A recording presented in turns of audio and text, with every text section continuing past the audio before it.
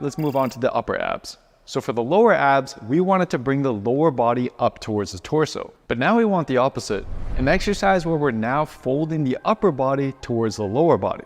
Again, I'll show a beginner version first, and then a more advanced version I've personally been seeing amazing results with.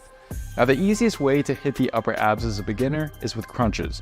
But again, you've got to avoid the all too common mistake of flattening your spine and moving in an L shape.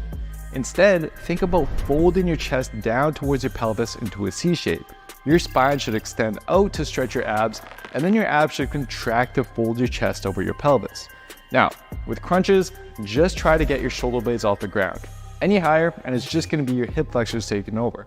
But again, if you want even better results from each rep, then you need to use an ab mat. Trust me, this fixes a lot of issues with these ab exercises as it gives them enough of a stretch and challenge in that bottom position. You can also always use a stability ball, Bosu ball, or at the very least, a rolled up towel, which as you can see, still lengthens the abs just a little bit more. But once crunches become too easy, I'd highly recommend moving on to a rope cable crunch. And last time I'll say it, but you've got to pay attention to your hip flexors with this one too. If your hips are swinging back to your heels every rep, you're just using momentum in your hip flexors to move the weight. Again, focus on the spine. Lock your hips at 90 degrees, lock your arms next to your ears, and then contract your upper abs as you try to fold your chest down onto your abs.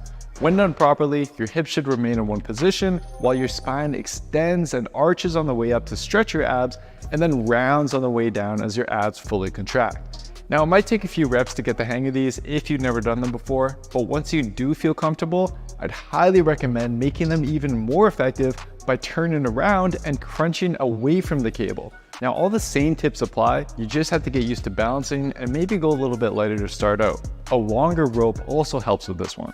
But once you do get it right, you should feel that the movement is now a lot harder in that beginning position. Exactly what we're going for.